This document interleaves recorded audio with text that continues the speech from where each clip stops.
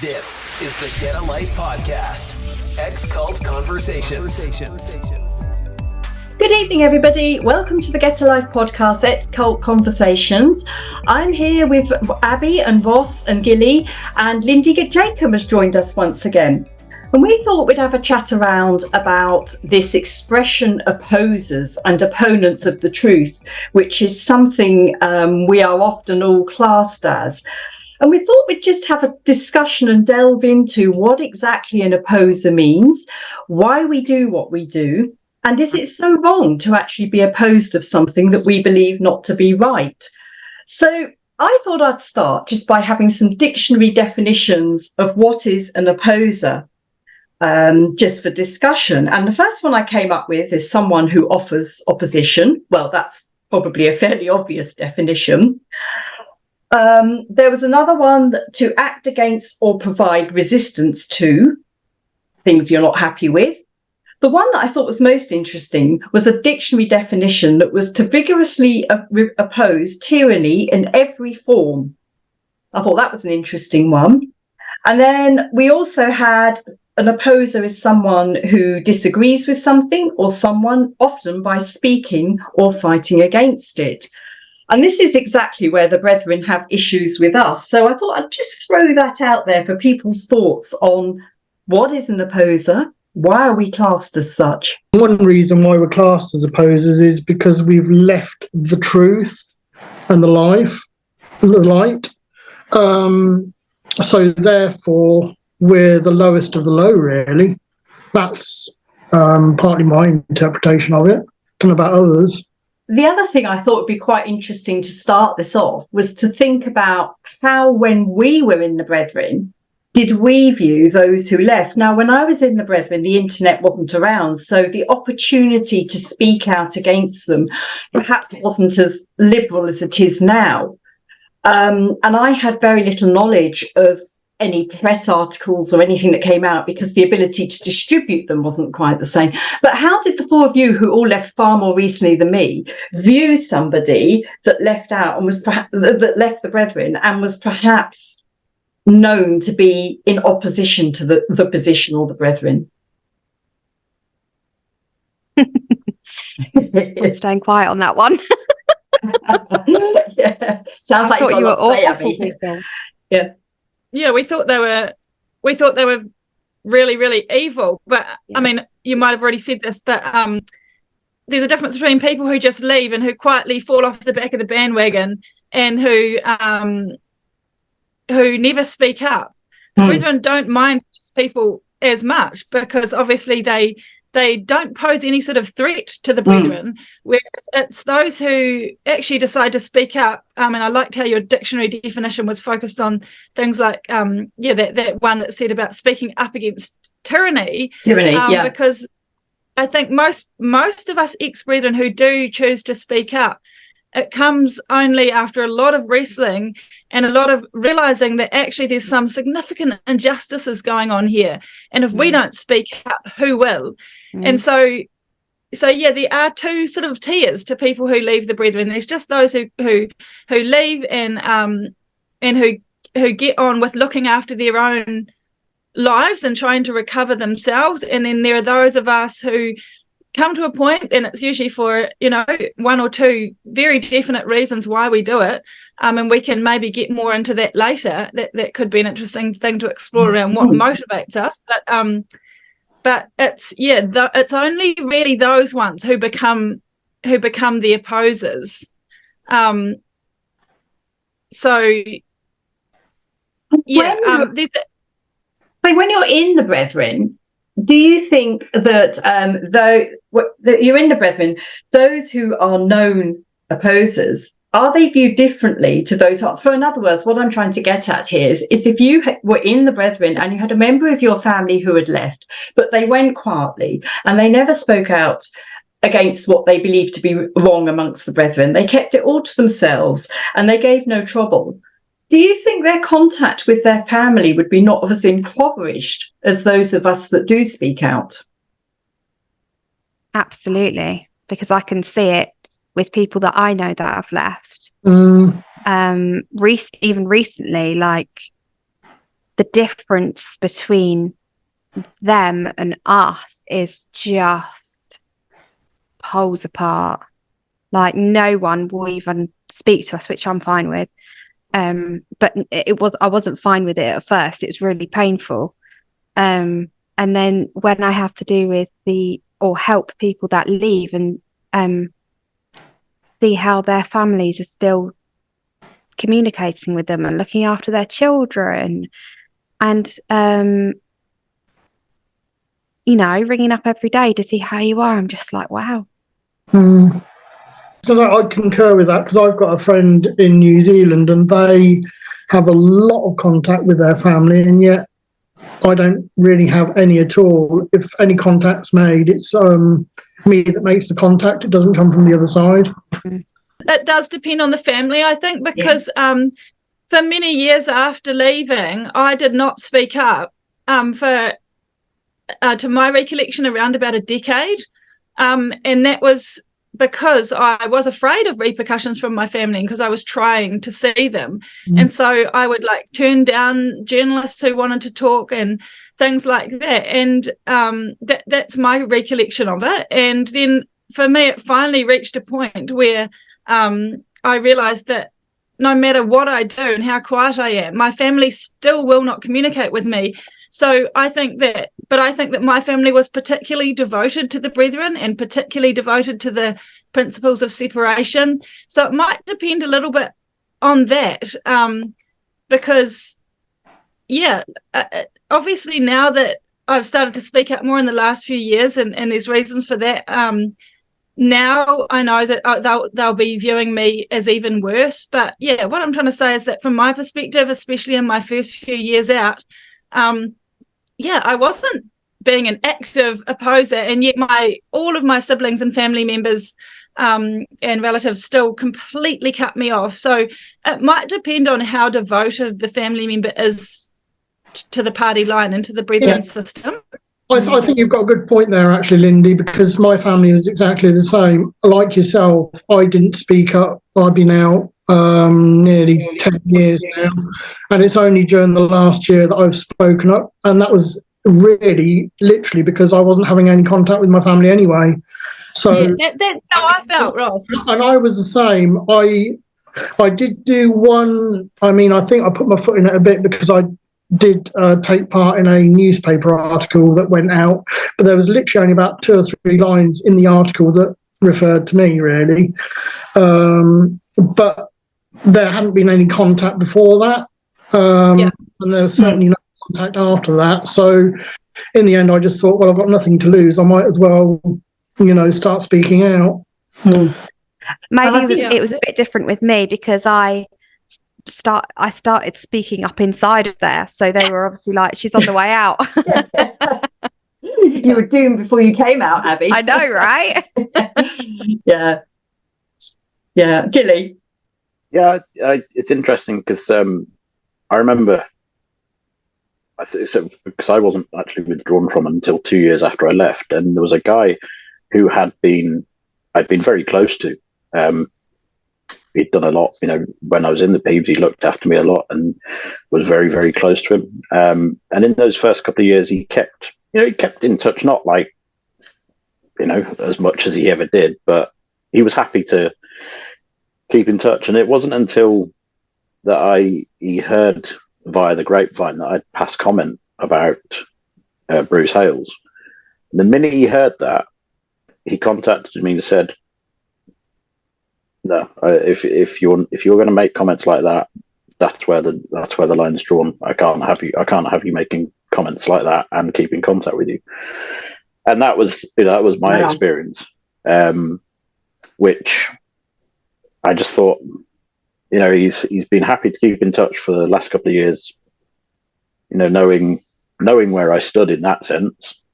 I'd made it clear to him about how I felt, but it wasn't until that he'd heard that I'd made comments then. But it's interesting you're saying about families, because I remember, again, I probably within the first 6 months, I guess, I mentioned to Dad and Mum that I was talking to family members who were outside. And they passed comments saying something about, obviously, you shouldn't be talking to those who are, who have left and all the rest of it. And but they sort of passed comment, well, as long as they're not against the brethren and all the rest of it. Yes. I didn't have the heart. I didn't have the heart to tell them that the family member I was talking to hadn't got an ounce of time for the brethren at all. But again, it was that thing of, as long as you're happy to, as long as you're not slating us, then we're happy for you to stay in touch with them, and likewise for us to stay in touch with you. But it's the moment you start vocalizing. So my experience was similar to yours in that I didn't do anything or say anything for the best part of 25, 26, 7 years. It wasn't, I only had one immediate member of my family in, so I was fortunate enough to have the majority of my immediate family with me. And not so long back, my brother has actually told me that he doesn't want to have anything to do with me while I'm so opposed to the position, which I accept. But what upsets me is he won't have anything to do with my parents, who have never, ever spoken out or said anything. But when I took issue with that, it kind of got turned back and it was all on me. And what it led me to think about was, what is it they're so afraid of? So we know, don't we, that Bruce Hales often says in ministry, because we've heard insiders tell us that he talks in his meetings about opposers and the wickedness of having contact with opposers. What is it that they're so frightened of? Because my biggest wish would be that the leaders of the brethren would just sit down and talk to us. You wouldn't get cross with them, but they just sit down and talk to us. But they won't do that. So what is it that they're trying to instill? What is it they're frightened of? Cult tactics, isn't it? Proper cult tactics. I think so. It's putting the people in fear by using very bold statements about those that have left. And then, but actually what the people, the higher end of the hierarchy are scared of is people believing us and therefore believing our truth rather than their truth. And I think it's that. And also I think personally, I think they're scared of the members finding out that actually we're still just the same people as we were when we were in there. Obviously not brainwashed and all the rest of it, but we're still the same sons and daughters as we were when we were in there. We haven't changed. We're just happier. Yeah, we're just happier and freer. Yeah. It reminds me a little bit of the ethos of the East and West in communist Europe, doesn't it? Where the East believed totally that the West was wicked and you don't want to go there. And then when the Berlin Wall came down, they found out, you're actually just like us. And that's what you almost wish for, isn't it? That Berlin Wall would come down. And I believe brethren are genuinely scared of that, that we are just the same, I think they like to build it up where these opposers and all the rest of it, because it keeps the fear of the flock in there and keeps them inside really. Yeah.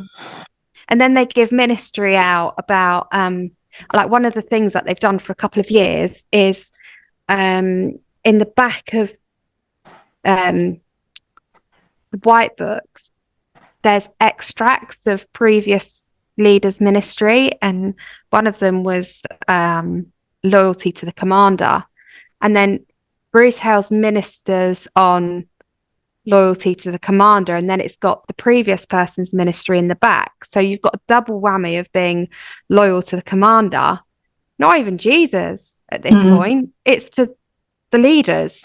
And then you've got that rammed down your throat. So then they're like, if I'm not loyal to the commander, then I'm one of these opposers. And again, it's fear. And commander, I think, is quite when I think of a commander, I think of like an army something. I mean, it's trying to explain to those that don't know of the brethren and to those in the brethren to maybe try and open their minds a little bit about, if you like, the hierarchy of where the opposers are. Lindy, you did, maybe you could talk us through a sort of little show you put together that kind of explains perhaps how things are viewed from the brethren mind. I'll just put it on the screen here. Perhaps you could talk us through what this explains about how the brethren mindset might be towards anybody outside of themselves. Yeah, well, I was actually just looking at it thinking it's got a clear couple of flaws that I need to revise. But anyway, we can talk through those, and maybe later we can share the proper version. But like, the brethren have got a very particular view of themselves and of the rest of society, as we know. And yeah, a few years ago, I drew something like this, trying to describe to a friend what that's like and what are the kind of different levels. And so obviously at the very center is Bruce Hales, or the man of God. And the closer you are to the center, the closer you are to God, right? And then, you know, the further out you go, the closer you are to Satan. So yeah, the man of God's at the center, and then you've got the elders, which is obviously in the brethren. They might colloquially call them priests, or the Levitical brothers is a Peeb speak term, referring to the Levites from the Old Testament. But basically they're the head honchos, they're Bruce's ringleaders, and yeah, so they're kind of the next tier of holiness. And then you've got the laity, which it's just a generally used religious term to mean the lay people, or the people who aren't in religious leadership. So it's just, you know, Joe and Jane Bloggs, who are brethren members. So that's the laity. They're the ones who, like it or not, are actually propping up the whole system, especially financially, might we just add. And then you've got worldlies, who are who they try not to use that term publicly anymore, but internally it was very much the term that the brethren used to describe anyone who wasn't a member. These non-coms now, isn't it? Yes, these days they're trying really hard to refer to themselves as the community, and those who aren't part of them as non-community members, because obviously, as we know, they've been, you know, we understand they've been taking a lot of PR advice, especially around how they're perceived by the outside world, and calling people worldly does sound a bit derogatory, whereas non-community is a lot more neutral. But yeah, I have been told that the term worldlies is still completely understood and used in there. And then this is where I'm actually missing a concentric circle. Then there's the general outs. And that's usually the term that's used, right? It's just outs, or more formally, former members, and they're sort of equivalent with worldlies, although they're viewed as a bit worse than worldlies. Like, yeah, you still shouldn't really talk to an out. And then lastly, the black ring, you've got the opposers, those who are the most wicked. So yeah, I just thought, I drew this for a friend a few years ago, and I've just slapped it together into a PowerPoint now to try and to use here. But for anyone who's especially not familiar with the brethren, this would help you to understand. And I was trying to figure out where employees and like One School Global teachers and stuff, where they fit in. But really, they're just among generic worldlies too, I think. But I think if you watch my episode 3 of my podcast, it goes into this in more detail, like where everyone sits on the hierarchy scale. So people could have a look at that as well. But I just drew this. This is actually what it's like. There's the little tiny weeny man of God inside, and then the elders, and then their laity, and then this is the worldlies. So this is like, well, how many billion people are in the world now? Oh yeah. And then and then we've got and then what's the next one? Outs, and then opposers.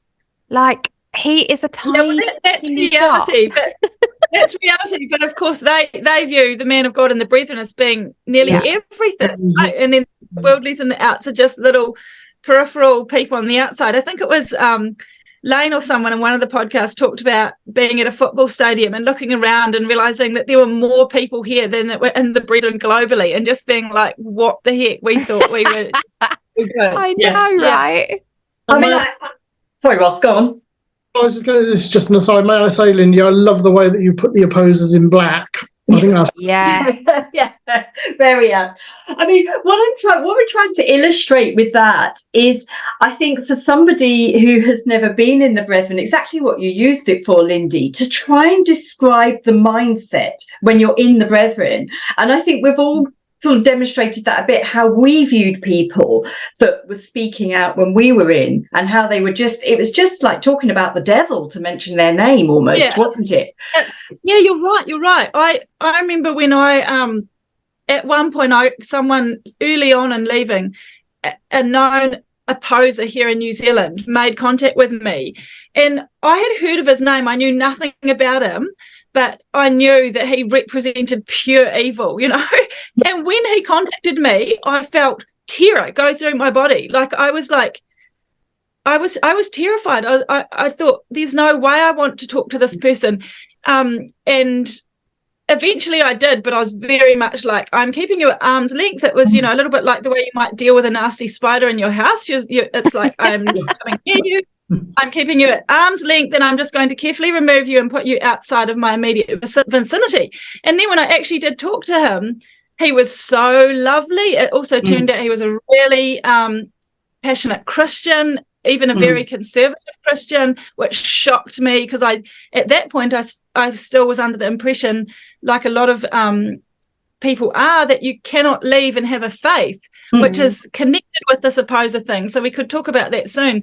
But yeah, I remember that sense of terror, and then the contrast with meeting him and being so confused by meeting someone who was nothing like the monster that I'd been portrayed. And it's made me realize now that you guys would have all seen this, but even with our work with Olive Leaf Network, there are so many people who leave or who want to leave, and they won't reach out to the Olive Leaf Network, or they won't reach out to us because they believe that indoctrination, that we are really evil and that we're going to influence them, and that we hate the Brethren, and, you know, we sit around stirring witches' cauldrons and building bombs, whereas actually nothing could be further from the truth. Like, we don't hate the Brethren. We don't hate the Brethren, we hate the tyranny. Yeah, it's the system, and I think it's the outcome of the system. But I think it's quite good, you know, I'd want to say to anybody inside the Brethren who perhaps listens to what we're discussing, that even though we're classed as opposers for probably doing these podcasts, we do understand your mindset. We were there once.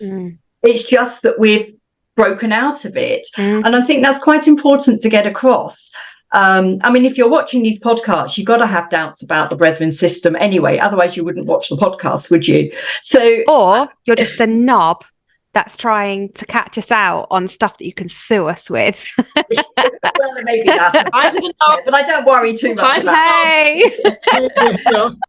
I'd just like to say as well, to anybody that's got 1 foot in and 1 foot out, you won't drop down dead if you speak to us. No. Because, you know, we aren't bitter. We can just see, you know, from the outside. And when you're on the outside and you can see in, you can see how rotten the whole system is. Yeah. And actually, I used to be so, to my shame, my goodness, I used to be so square, as they call it. And I went through like a super, not religious in a Christianity sense, religious to Bruce Hale's phase. And, you know, I'd look on the XP Facebook groups and I'd be like, what are these people on? And I'd go on the forums and I'd be like, they're so wrong. And they must be so evil. And then I came out and I met these beautiful people. And they're completely different to what with my brethren cap on.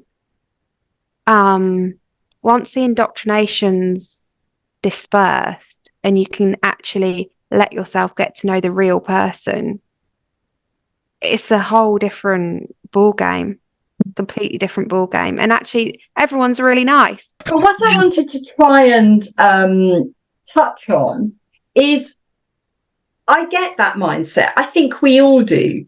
So if we go back to our brethren days and how we thought then, what is it that fuels that mindset? And I personally believe it's the daily feeding on the rhetoric that comes about opposers. And if you only ever listen to that, you're going to believe that. If I told a child from the day they're 2 years old that the leaves on the trees are purple, they would believe that because they wouldn't know any different. But you actually do need balance. And in a sense, I think opposers, if you think about it in a political sense, you have a government and you have an opposition. And the two just disagree on principle, which could be another story. But actually what they do is give an alternative viewpoint so people can make a rational decision. And that's, I think, very much what's lacking in the Brethren. So it is, as you said earlier, Abby, it's that cult-like mentality whereby you keep feeding this rhetoric. You know, if you talk to the opposers, the terrible things are going to happen to you. But it's a cul-de-sac conversation because nobody defines exactly what an opposer is. Nobody defines exactly what they're opposed to. It's like rhetoric, and they end up believing it. So I can understand the mindset. I think what changed my mindset, and it actually happened just before I left the Brethren, because I talked like that all of my life in the Brethren, but I was going down to AA meetings in London, meeting worldly people anyway. And I actually met up with two people who the Brethren class as evil. They did then, because it was two people that had a lot to do with the Charity Commission matter at the time, because I left roundabout when that was all happening. And I met up with them in London, and they were actually just, I wouldn't exactly call them my friends, but they're just decent people, really. And that changed my thinking. But had I not been going down to AA meetings in London, I think when I left, I would have still had that mindset that I had whilst in the Brethren.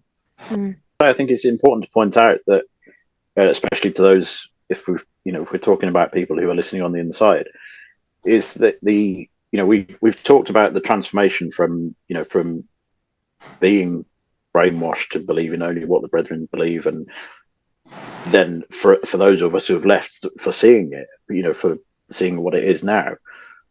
But I think it's important to point out to those who are listening on the inside that the Brethren will tell you that's the devil getting into us, that we will be, us seeing a different point of view now is that we're being possessed by the devil. Well, no, it's just called having your eyes opened, and like we've just said about seeing an alternative view and seeing that actually, yes, there's two sides to this story. There's two sides to this point of view. And I think it's important that we point that out, because people in the inside will have that drummed into them, that those of us who are now speak against the Brethren, or speak truth about them, that they'll be thinking that we're possessed by the devil. Well, no, we're not. We've just had our eyes open, and can actually see that there is another point of view. Yeah. And they think that we've turned our backs on the light, whereas actually we haven't. Our eyes have just been, like you say, open to a whole nother viewpoint. And I was reading some stuff the other day of what has been said about these so-called opposers, and that, they're having these special prayer meetings that will be removed. And I dug out some old ministry, and I found that Bruce Hale said that the Brethren should pray that we should be removed. Like, that's a pretty harsh thing to say. It's a big thing to get your flock to pray for. Actual removal is actually what? Death? Well, I know somebody inside the Brethren that did ask what was meant by the actual words they were praying for. They were exhorted to pray that those against Mr. Hales should be removed. And that's what they actually prayed for. And somebody inside did ask, what do we mean by removed? And they didn't get a reply. But they have to be very, very careful with things like that, because that in English law could be considered as hate speech. And hate speech is a criminal, it's a criminal offence. And it's similar to, when Salman Rushdie had a fatwa issued against him. I mean, they were a bit more obvious in saying it was a fatwa, which is a death sentence, but it's a similar thing. And they have to be very, very careful of that. But I wonder what that kind of thing does to the minds of the brethren inside. Do any of them, do you think, stop and think, hold on a minute, am I actually sitting here and praying that people who I think are opposed to the brethren might die? I don't know. Lindy? I was just going to say, well, the thing is, even if they do think that, it's okay in their mindset, because I think all of us, I'm going to be a bit provocative here, but say if we, believe that somebody was genuinely a huge threat, was really destructive, was really wicked, that was roaming around the world today, or has, like I'm thinking of, your Hitler or whatever, some other people might put Trump, I don't know, whoever in that category, or like a really terrible child abuser or a murderer. We would probably feel happy if we heard that person died, right? Whereas they protect them. The child abusers, they protect. No, but my point that I'm trying to say is that in our worldview, if somebody is really wicked and terrible and destructive and evil, we do feel happy when they die, or we might wish for them to die. And so again, in the brethren's whole mentality, they have been taught that we are these wicked, evil, destructive people to be feared. And so because that whole way of thinking has already been sowed, and as you said, it's like a rhetoric that's been there, you grow up in it, you soak in it, then it's such an easy thing to do, to think, that's great if so-and-so dies. There's a really interesting little short film called The Push. I should try and find it to put the link in the notes, but it was like a psychological experiment thing where they did a whole lot of things to build unsuspecting people up to shoving someone off a high building. And they did actually have a safety net in place in that, but it was really scary how many people actually, it was quite easy to get them to that point. And it sort of shows you that, again, if you build this whole worldview and this constant indoctrination about a certain thing, it's very, very easy to get people to pray for the death of someone who they believe is an opposer, or to do to pay for surveillance against them, or to fork out thousands to try and litigate them to the ground. So I feel like appealing to their sense of humanity or compassion doesn't work, because we are not worthy of compassion. We're crap beneath their feet, Yeah, I was going to say, that's interesting you mentioned that, Lindy, because that's exactly what I was thinking. And going even further, it's only got to take one really fanatical person that's totally in awe of Bruce Hales to actually, dare I say it, kill one of us. Because, as you say, the rhetoric's there for so long, and like you illustrated about that film, it was built up and up and up until they pushed somebody off a high building. Well, who's to say that harm couldn't become one of us from one of the members? Obviously, it wouldn't come from Bruce Hales himself, but it could easily come from one of the members that's been so indoctrinated. Yeah. And there has been death threats. There's been absolute obvious death threats. I know people, I have to be careful what I say, but they are living under police protection because the death threats are real, and they are traceable back to the hierarchy of the leaders of the brethren. And you just think, I personally don't believe that God would hear those prayers, because they're prayers of hate. Murder is completely ungodly. I remember I was still in the Brethren at this time. I remember there was someone working alongside a journalist in Sydney that I can't remember the name. It's been years since I read the article, but I remember one of the people working with the journalist, I think it was a member of the Brethren or maybe an ex-member of the Brethren, I can't remember. But he was supporting this journalist and he died of a heart attack. And I remember Bruce Hales ministered that this person God had come down and struck them because of what they were doing. And that, that puts massive fear in you that God can actually come and strike you down. And that's not the God I know now. The God I know now is a loving God. He doesn't do stuff like that. I mean, I think what the Brethren, I'm trying to think it's a long time for me, what my Brethren mindset, I think my Brethren mindset would have been very much as Lindy describes, that the people I would be praying for to be removed, that's what they deserve.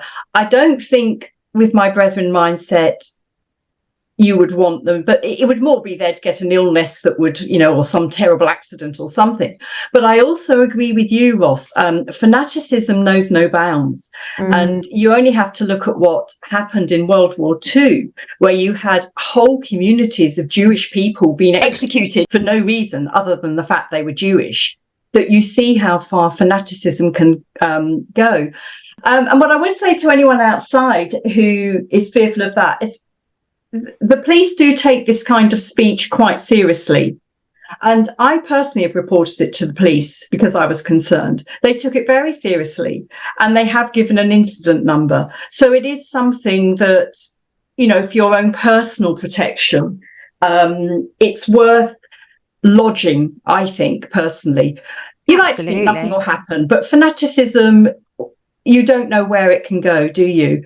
No. And the influence such a thing can have on a person's mind. Yeah, on the flip side, we want to say to our listeners, to the listeners here, that we don't endorse violence or hate speech, but and this is where it gets tricky because recently there was a legal case here in New Zealand with the Jehovah's Witnesses, and the Jehovah's Witnesses were trying to get out of being included in the Royal Commission of Inquiry into Abuse and Care. And they were claiming, religious persecution. And the lawyer acting for the Attorney General said, criticism of a religion is allowed. That is not a breach of your, that is not persecution of religion. And that's where I think there's such kind of clever mind games being played here, because yes, we are criticising the exclusive Brethren doctrines and practices that we believe are harmful. And yet, there's a quote floating somewhere around the internet that says, let me never be so presumptuous or something as to believe I'm being persecuted when I'm simply being held to account or criticised. And that kind of thing is going on because, yes, we do criticise, yes, we do call out things that we believe are harmful, but that doesn't mean that we hate the Brethren or that we want to see them all dead or any of these awful violent crimes. And I think ex-members have to be careful as well, because there are severe injustices and huge amounts of pain. And recently, I think this year, there's been 2 terrible crimes committed by ex-Jehovah Witnesses where they've caused death to current members. And I don't know all the details of the cases, but I understand they were former members who were carrying a lot of pain and a lot of concern, and they did commit acts of violence, which is awful. And I would say to any ex-brethren that's feeling really, really wounded or like their life is being destroyed, to please reach out and seek help and get support. Definitely. Because violence is never, ever the answer. No, it isn't. And actually, that sort of, you're absolutely right, Lindy. There is no harm wished on any member of the Brethren. And 2 wrongs don't make a right. And But you do have a certain empathy for the extreme pain, as you say. Those two ex-members of the Jehovah's Witness community had probably suffered similar pain and trauma that many ex-Brethren members had, and you can understand how that can just become overwhelming, that you can take to doing something almost not in a sound state of mind. But help is there. Right, reach out to the to the Olive Leaf Network or other networks. There's some in the UK here, the Family Survival Trust and so on, that will put you in touch with people who can help you cope with that. Yeah, that's right. Yeah. And I think this goes back to it'd be good to have a quick chat about this bitter thing. I think it was Ross who mentioned it earlier, because that is a phrase, as we know, it's brethren speak. And I was quite amused recently to learn that Jehovah's Witnesses also use that exact phrase, and poison. These are two phrases that are used by the brethren to describe opposers, right? They call them bitter and they call them poison. And I was so fascinated to learn that the Jehovah's Witnesses use those phrases as well. And I think there was another group, it was the 2x2s or something like that, that use the same expression. So it's always kind of slightly amusing when you find that there's another group that also believes they have the light and the man of God. And but yeah, I mean, I think it'd be helpful to talk about those two phrases. Let's go with bitter, right? Like, what's one of your understanding, hit me with what's your understanding of what the brethren mean when they use that term? That's interesting. I mean, bitter implies somebody that's, to me, and I'm not, I'll look it up in a minute, but I'm not at the moment, that somebody that's full of hate, and hate that perhaps isn't necessarily justified. They can't get past that hate and that anger. That's certainly not what I feel towards the brethren. I don't know what others' opinions are on that. When I hear the word bitter, I think of like a sour lemon and like that there in your mouth. And actually, maybe I am a bit bitter. I'm all right with that, because what I've been through, no one should ever have to go through. So maybe I am a bit bitter because there's been so much injustice. Okay, I'm talking about myself in my life and a lot of other people's lives. I haven't got to that stage of healing where I'm no longer bitter. Right now, I probably am bitter. I'll absolutely hold my hands up and say I'm probably one of the bitter people that I'd be labelled as bitter. Yeah, I am. I'm okay with that right now, because I think if it happened to them, what happened to me, at the hands of the brethren, I don't think that they could sit on their high horse and say that they'd feel any different. No, my understanding of bitter is really the same as yours, Jackie. You can't get past the anger and hate. That's what it implies. But the converse is totally true, because, I miss my mum more and more every single day that goes by. It gets hard. It doesn't get easier. It gets harder. So how do you equate that with being bitter? Yeah. I mean, there's two ways of looking at it, because bitter, I think, as a word, is a very negative sounding word, isn't it? It implies hate. It's a negative word. Now, I don't know if they still do. I'm sure they do. But when I was in the Brethren, one of the phrases they used to use, which I prefer, was righteous anger. And I don't know if they still use that phrase, but I do remember they used to talk about righteous anger, and they said it was an anger, if you like, that was fair because something was unjust. But that also could be used to describe somebody that's bitter. You could argue people have been through so much that the anger they feel is righteous, but it's what they do with that anger and bitterness, or, anger, isn't it, that perhaps is the more difficult thing, how they channel that anger. Well, I'd say I'm fueling it for change. Yeah. So, and trying to protect the children in there.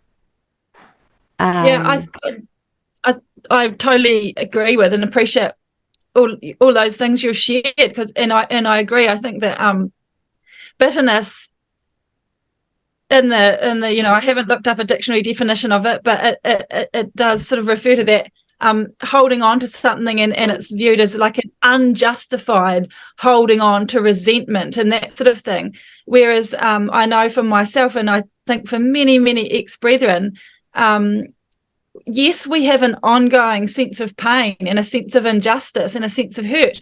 We have ongoing grief that we carry, like Ross saying that he still desperately misses his mum.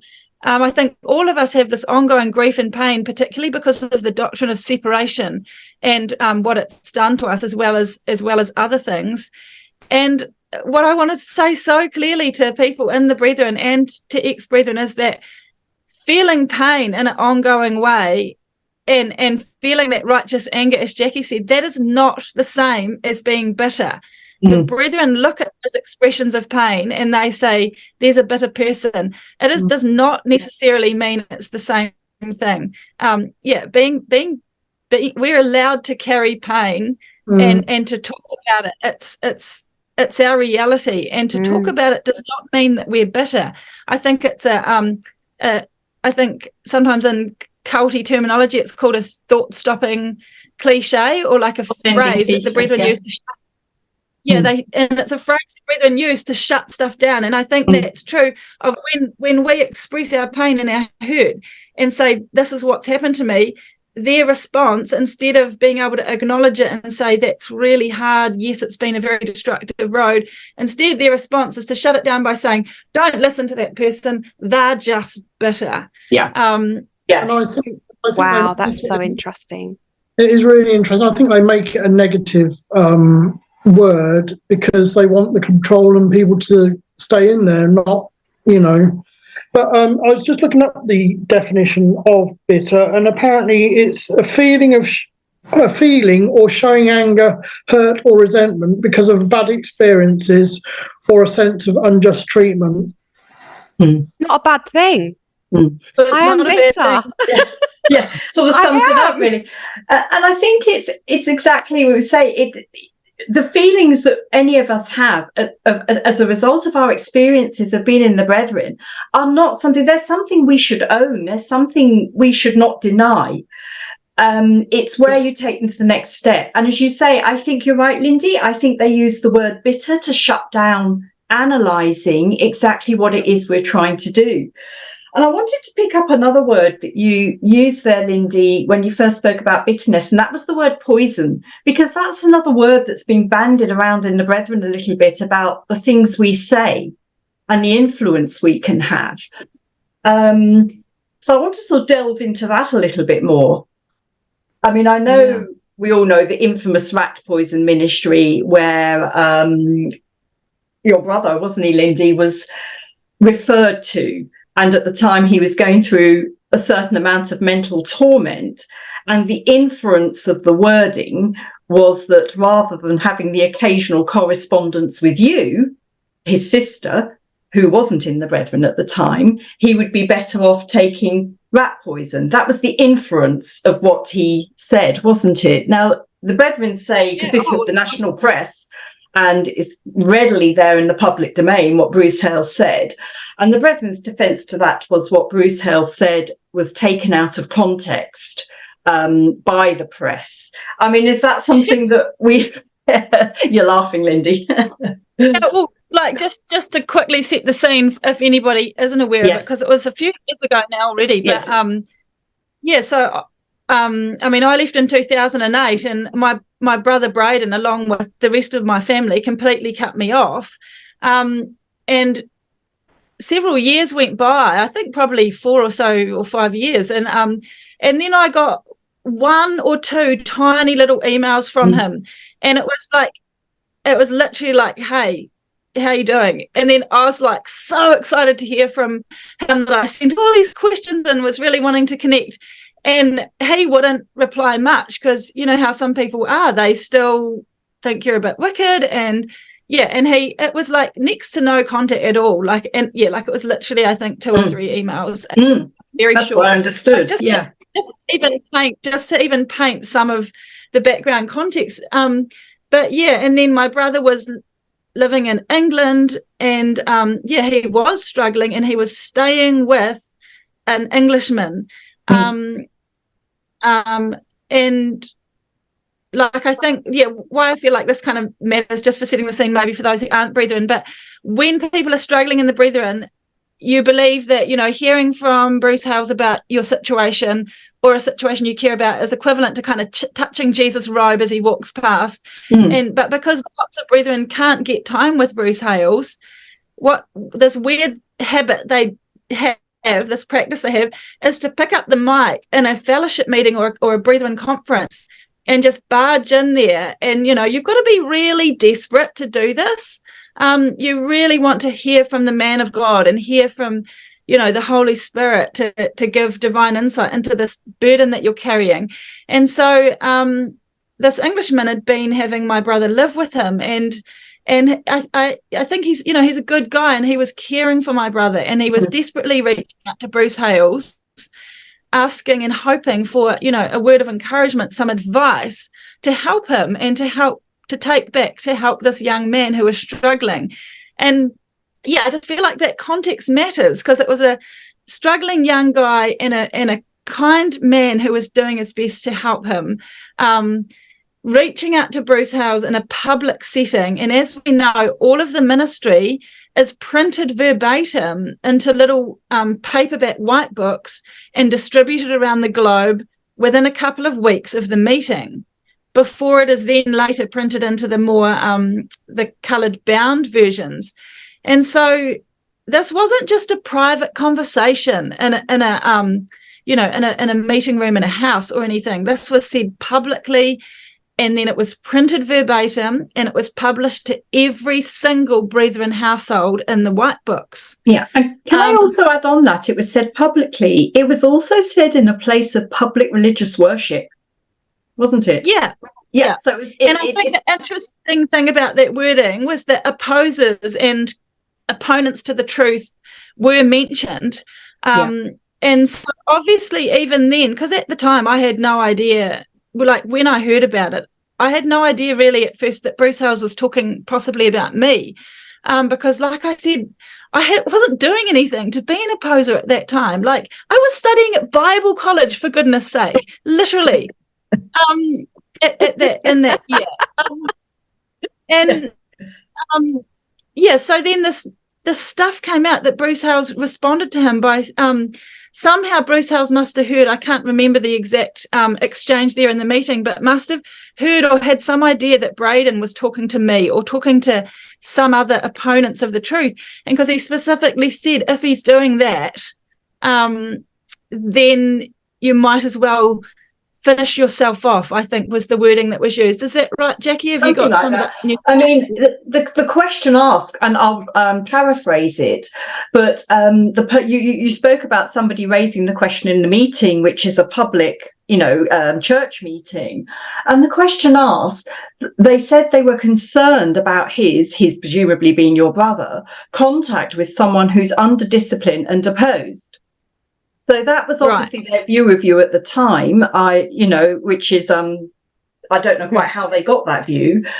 And the response was more or less to say, I mean, if he's having links with persons under discipline or opposed, that's the poison. That's the rotten poison. So this is, as I say, the kind of... Yeah, go on. Oh, so he sort of did a play on words, that he was saying that talking with the opposers is poison.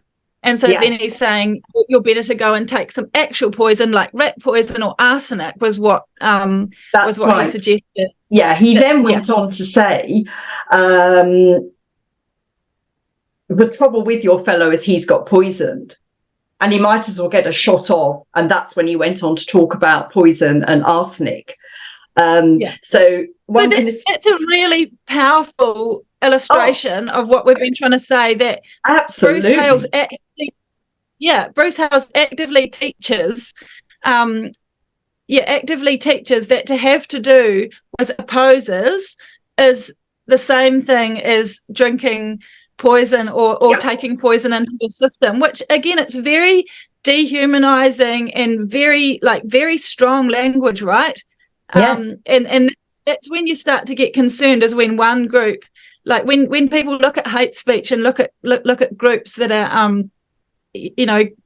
getting extreme, one of the things they do is to employ really extreme language, especially to dehumanize those who they're set against. And that does really concern me here, is that for Bruce Hales to use language like poison to describe ex-members is really hateful.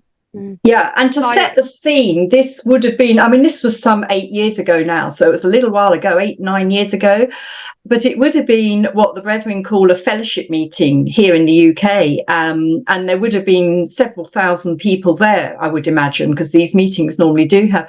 But what concerned me most about that kind of rhetoric, that a likening talking to those, to explain to anybody who's non-Brethren, under discipline means anybody who has been withdrawn from the Brethren. That's how they refer sometimes to us who aren't among them. We're under discipline.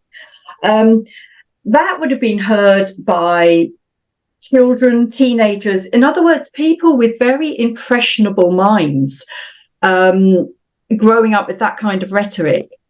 And you can understand how then they have the fear of anybody who is under discipline, let alone opposed and speaking out, can't you? And also another really weird thing that I just find inexplicable is that current members have informed me that is it Brown Book for Hales, the bound volume of his ministry, those meetings, the whole poison stuff has been edited out. We know it happened. It was printed in the white books and distributed around the world. So, it leaves the question, why would they then edit that out of the Brown books? Like, it just, it reminds me of, I don't know if you guys have read 1984, but there's constant revisioning of history in 1984 and of the newspapers and what happened. And it's like, for me, it feels like a similar thing is happening here. It's like, why would you send out something one week and then a few months later just completely remove all trace of it? So to explain, and more recent leavers, correct me if I've got this understanding wrong, but the white books come out every week and they're Bruce Hales's ministry and meetings, and then they condense it down to one big book that comes out once a month or something like that. And what you're saying is, Lindy, in the big book they condensed it, they'd actually taken this out. But the words in that he actually quoted have been quoted in the national press. So we know it's there because we know the white book is out there somewhere and has been leaked to the national press because it was quoted there. But again, I think the Brethren are taught very much to have a big fear of the media as well. I remember a story of one ex-member who asked their parents if they'd read an article that had come out, again, some years back. It came out in the Times here in the UK, which is quite a well thought of newspaper. And the response they got was, I don't need to read that because I know it's all lies. So it's that absolute blind belief that stems from the fear. It's not even, I've read it and discounted it. It was that I don't need to read it because I know it's lies. So maybe they believe the white book was the original white book that came out was lies. I don't know, Lindy, or anyone else. How do they explain that away? I think in their view, because at some stage I had communication from my mum about it, or mum talked to Braden or something. And again, in their view, it wasn't a bad thing for Bruce Hales to say, because they do believe that having to do with outsiders is poison. And so, for them it was, accurate. But, there are a couple of other things he said at that same point that I found really weird. I think he made some reference about him drinking, that people might think he's drinking, which again, it's like, why is a man of God saying this in a religious context? I think he said it at a similar, a few minutes later or something. And he also made a joke about my brother's name, because my brother's initials are BS and BSS. And he made a joke and said, that's just BS, isn't it? Like, which everyone knows that's a joke about the acronym for bullshit. And so I'm like, well, even if the poison stuff, you've got a reason for that. Can you tell me why your man of God is making a slur on a young man in trouble's name and making a slur about it being like a swear word? Like, where's the love and compassion and the Holy Spirit kind of wisdom and grace in that, So just pure Christianity. Just what a lovely example of Christianity he is. it's bringing up some really raw stuff for me. So I was in the Brethren at the point of this ministry, and I was at the very impressionable stage. And I was really suffering with my mental health. I was going through court cases about the sexual abuse that I suffered as a child, and I had basically no support. And I was suicidal, no doubt about it, and I'm quite happy to admit it. And I remember brothers coming home from the Sutton meeting and quoting what Bruce Hales had said about rat poison and arsenic, etc. And they kind of put it into a kind of, it sounded like scriptural language, and they said that it's better to die than to sin. And at the end of my suicide, I wrote a suicide letter, and at the end of my suicide letter, I wrote those words, that it's better to die than to sin. And that was the impression that it had on me. Well, as a that young was the bit that as a young concerned me person. when all of this was leaked out. That was the bit that concerned me. Is if this is the rhetoric that's coming from the person you believe is the man of God, because they do believe that, the Brethren, and you are feeling at a very low ebb yourself. It comes down to the suggestiveness of it. And it's not on an impressionable people. Yeah. And the people that were at that fellowship meeting, it was a special meeting. It was one of the last meetings of his England tour, and the people that went were the special last, like the people that go to the last meeting. I suppose it's like the end of a sort of Elton John concert, I suppose, where he's never going to be seen again, because that's what everyone thinks about Bruce Hales every time he bloody comes over, that we might not see him again. That'll be the day. That's not a death threat. And they came back what they'd call fired up. And so to hear those things from people that are so-called fired up, and that they've got the gift of the gab, and that's how they've brought the ministry back, it really leaves a well, for me it's a scar.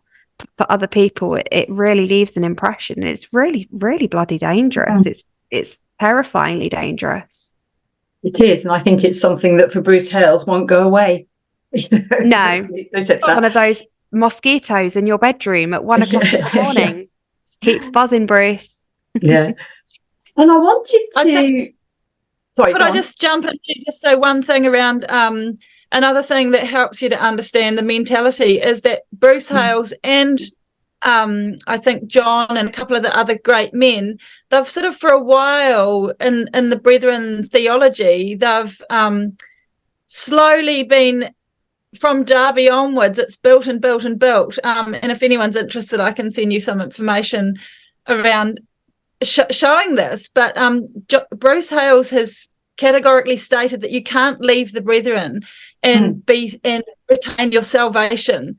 And yeah, like I said, this is something he's built on previous leaders. They've been slowly over the decades increasingly bringing in this teaching that salvation is in the assembly, blessed sphere, as the hymn says.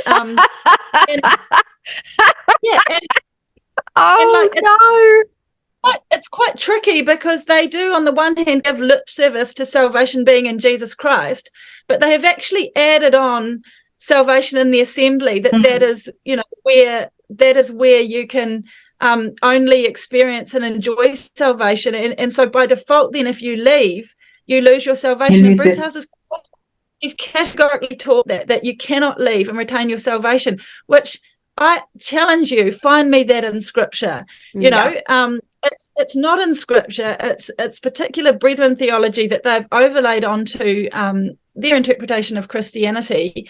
And so I think it kind of relates, because it plays into this whole thing where they then paint us opposers as we're not even just bitter people, but they teach that we are people who threaten their very salvation, and who threaten to take away the salvation of individuals, as well as who threaten this very special thing, the assembly.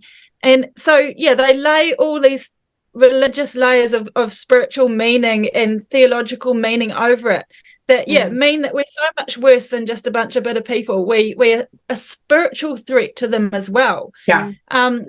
So to any listener, I encourage you, like, if you're worried about this stuff, if you're worried that Bruce really is the only man of God and that salvation can only be experienced in the assembly, like, go to your Bible, read your Bible, look it up for yourself, look up for scriptures that might challenge or question this stuff, because I think you'll find that a lot of the scriptures they use to describe us opposers are actually just talking about general salvation. They're not to do with whether or not you belong to the brethren. Like, for example, there's one verse they use is, I think, from Matthew, and it says something about if the light in you turns to darkness, oh, how great the darkness will be. And they use that sort of thing to say, oh, when you leave, you become fully darkness. That's what an opposer is. Whereas Scripture's got nothing to do with membership in the PBCC or not. It's to do with your own individual walk with God. And you can leave the brethren and have a walk with God. Your salvation does not need the PBCC to be a mediator between you and God. So, I think that any brethren who like that verse, go and read the one straight after it, because it's the one about you cannot serve two masters. You cannot love God and money, which is quite a relevant one for brethren to reflect on. I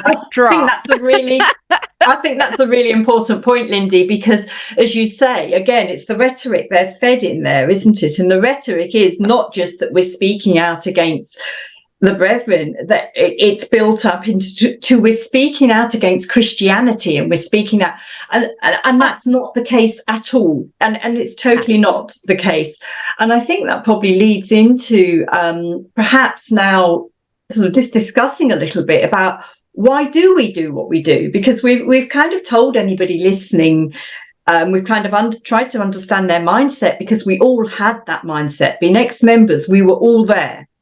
And we've also sort of spoke about our own experiences of how when we come out and we suddenly realise that, hey, this world is full of human beings just like me, which is a bit of a... But then why are we speaking out? Why are we trying to effect change or to help, or what are our motives for doing it? Because I think maybe people inside understand that. Go on, Lindy. Yeah. I'd love to hear from Gilly about that, because in many ways, for you to speak up, you spoke up quite a number of years after leaving. You did, which is unusual, because a lot of people just choose to never ever speak up, and there are costs to speaking up, like we know. And you spoke about, also, you didn't just speak up, but you shared about something that's very taboo and possibly quite shameful, especially as a man. So what led you to speak up? No, I think for me personally, obviously, that there's the element that I'd obviously been through therapy and reached a point of being at peace with what I'd been through, and acknowledging that actually, not to go too much into my personal situation, but acknowledging that actually I wasn't at fault, which is what I'd believed for years. But also, I think the other element for me is that I know full well that I would probably never, realistically, I'll probably never get legal justice, because it's my word against my abusers. There's no evidence other than our word. The brethren have a track record of throwing endless amounts of money at court cases like that.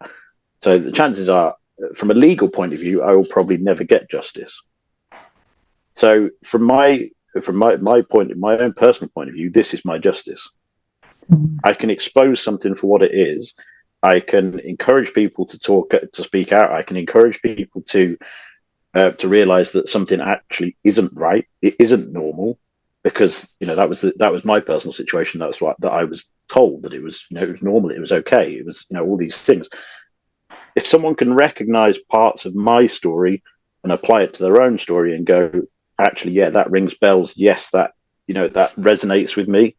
Then if I can help one person to put a stop to something they're going through, regardless of what it is, whether it's abuse or anything, if I can help someone stop, put a stop to what they're suffering and to what they're being put through, then that in from my point of view is more justice than someone being, what would the punishment be? Couple years in jail at most. Yeah, I mean that's the we don't know what the justice system would ever do, and the likelihood is they'd still be protected in the people. They'd still be they'd still have all the everything that all the protection they wanted. So for me, this is a way of saying, look, I've come through the other side. I managed to expose something. I can hopefully someone else can see it, can bring a parallel to their experience and go, yeah, that's where and can recognize their own experiences and hopefully have the courage to talk to someone, whether it doesn't necessarily mean speaking out publicly, but enough to bring a stop to what they've been through. Yeah, it's the accountability thing, isn't it? Yeah, it is. It's holding people to account that you can. it's the old thing, isn't it? You can try and silence people, but I've said it before. I know I said it in my personal podcast. You're not going to silence me. Yeah. No. Really proud of you, Gilly. But yeah, sorry. Bloody hard thing to do. No, I think that's really interesting, Gilly, because you're right about the legal justice, and in a sense, sometimes if you go down that route with what you suffered, what does it achieve? What will affect the change is the exposing of the system that allows these abuses, whatever they are, whether they're abuses towards children or whether they're abuses within a marriage or whether they're alcoholic abuses, whatever the abuses are, it's exposing those abuses that will put pressure on them slowly to change or stop or give people the courage to realise that they are victims of whatever abuse they are victims of. Yeah, and I think it's also coming to that point of realisation. Yeah. Because for me personally, I never wanted to acknowledge what that was, because it was too, like Lindy says, it was too shameful. Yeah. Because and especially in the Brethren, if that had come out in the Brethren, I would have had a label as a weirdo. Yeah. Do you know what I mean? And it's that kind of, if I can just help one person realize, actually, look, you had no part in this. You had no, the fault wasn't at your door. Yeah, that's so important. And yet, Bruce Hales labels us as dopes, as mindless, filled by Satan. I've written out a list that God's finished with them, that we're full of the spirit of the Antichrist. And that will be left out in the cold, maybe eternally. That we're grievous wolves. We've given up the person of the Christ. We might be speaking about sacred things that they have no right to let those words leave their mouth. Every word they utter is blasphemy. Every breath is blasphemy. After you've just heard what Gilly said, do you really think that he's any of those things, that we're any of those things? Because we're all standing for the same thing as Gilly, let's be honest. Does it sound like Gilly is filled with Satan against what's true? I don't think so.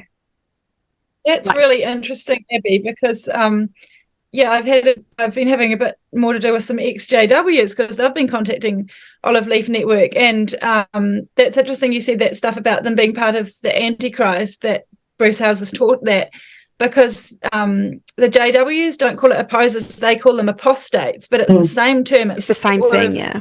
Yeah, people have left the faith, and they believe that they're part of the Antichrist, and that they're doomed for destruction and all that sort of thing. And I did some religious studies at some point, not very much, but I came across briefly that there are other terms that other groups use as well. Like I think for Jews it's kofir or something, which is similar to the Arabic term kafir.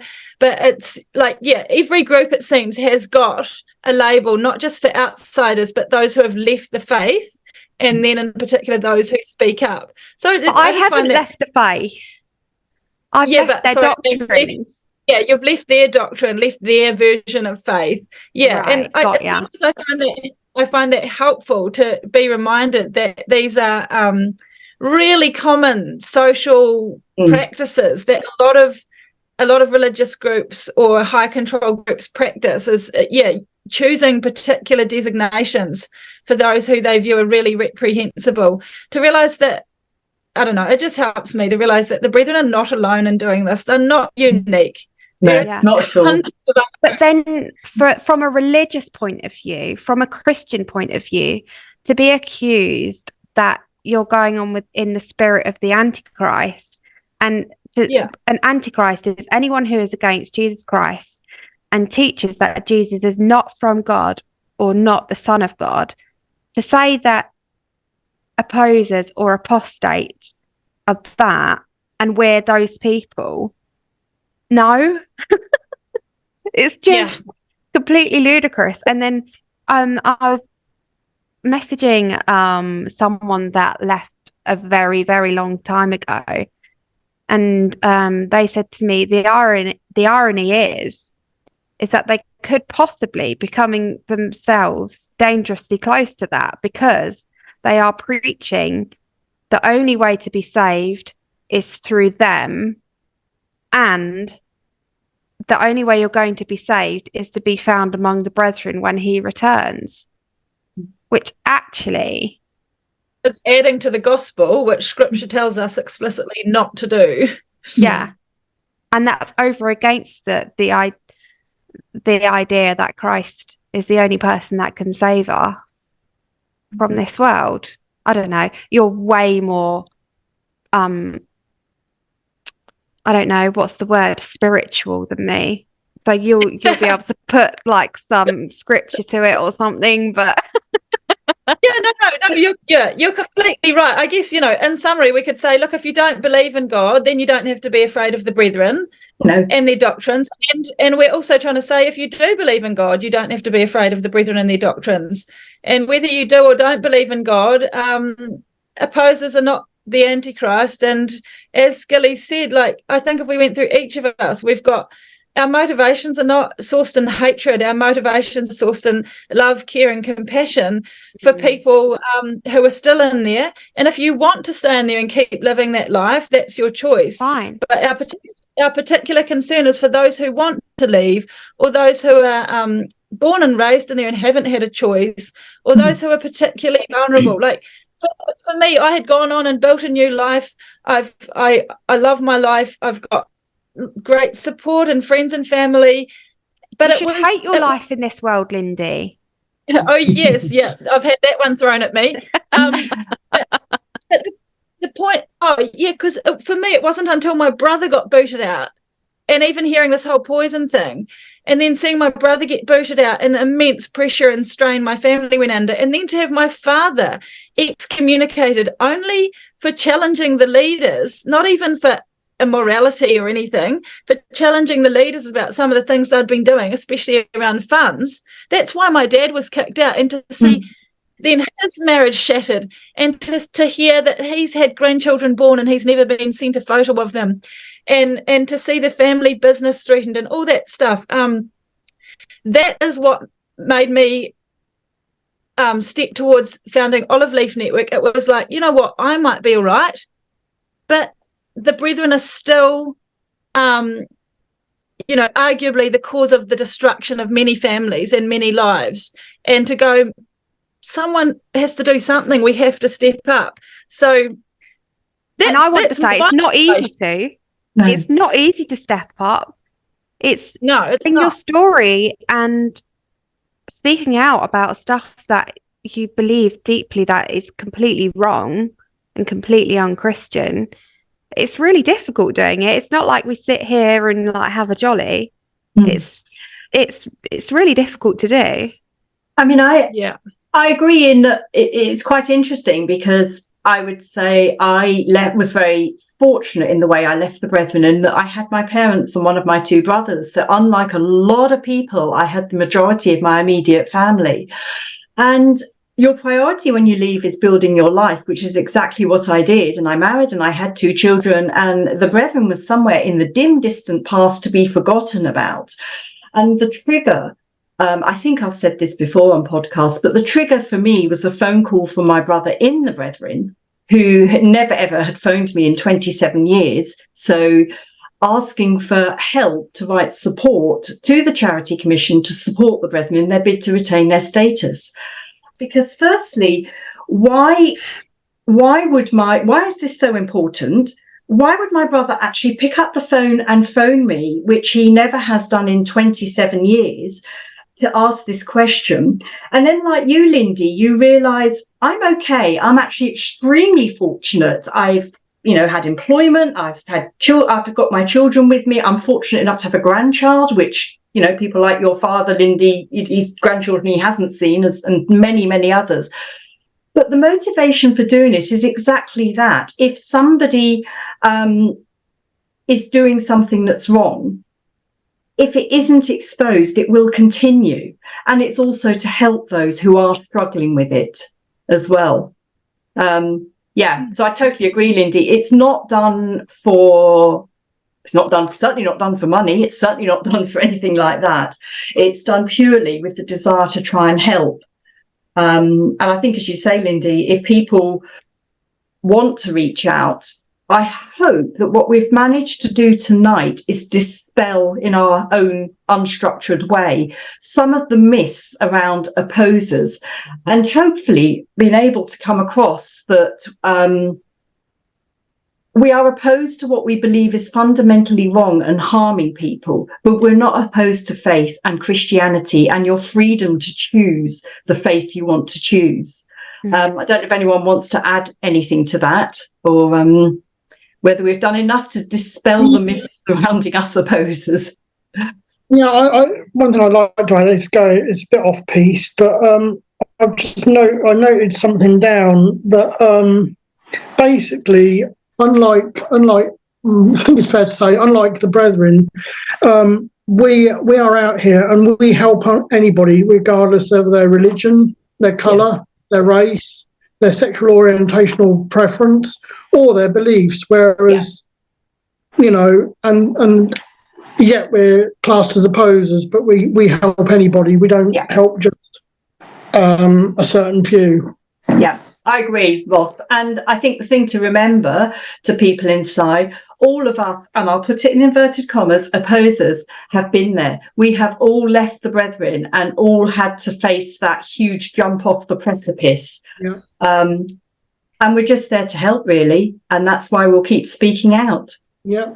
Lindy, I understand you were telling me you'd written a poem about how it felt being viewed as this opposer, this sort of wicked person. Is that something you want to share with the listeners? Yeah, I'd be happy to. I think I wrote it in about 2016 after a very painful encounter trying to visit a much loved family member and their family, and them just refusing to and saying things like that I'm an opposer. And so I wrote this poem in sort of some emotional and mental turmoil, because I was just realizing that even though my heart is just to love and connect with you, and I still just love and care for you, this realization that I'm no longer Lindy to you. Instead, I'm something to be despised. I'm something reprehensible.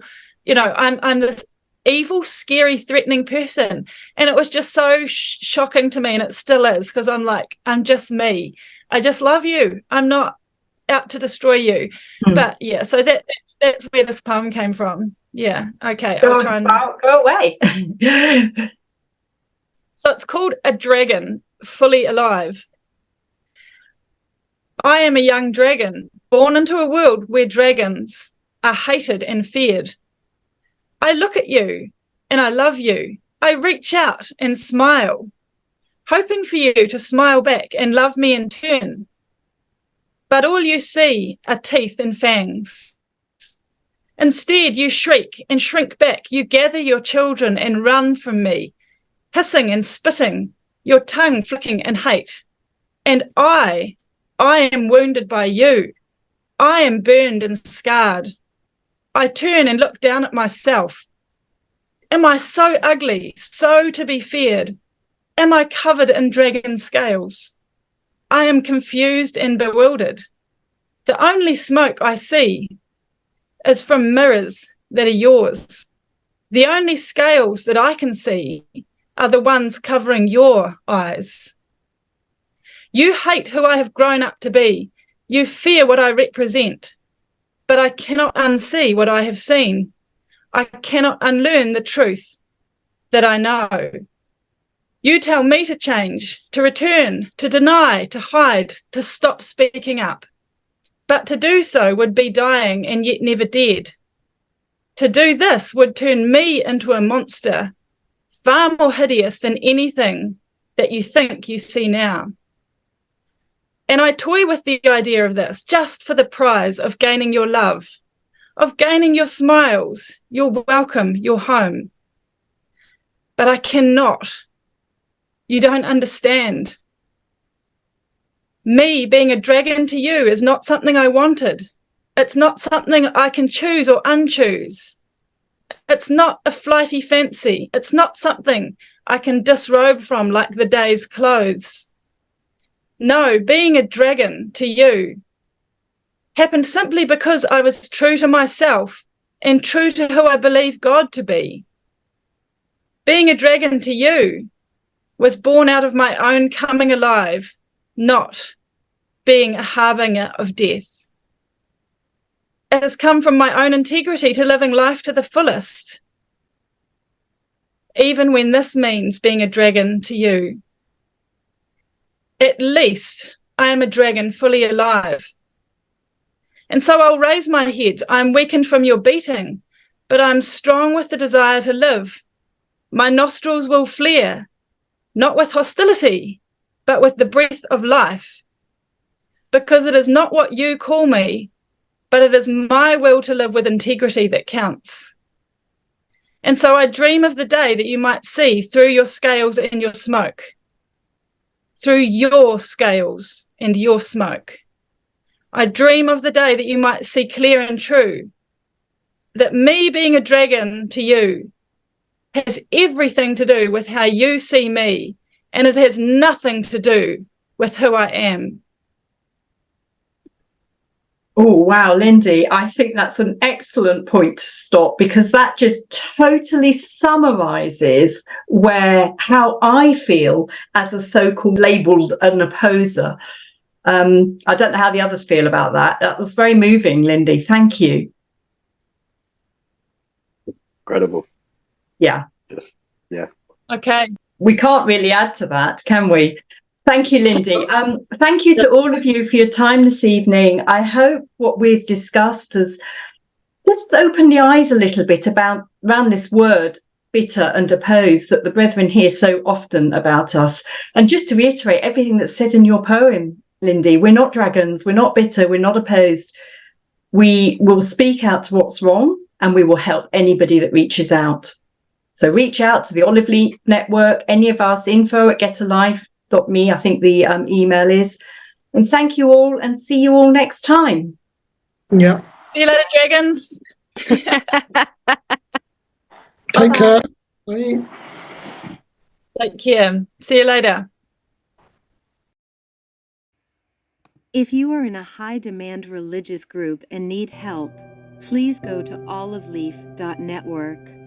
To share your story or be a guest on the show, email info.getalife@proton.me.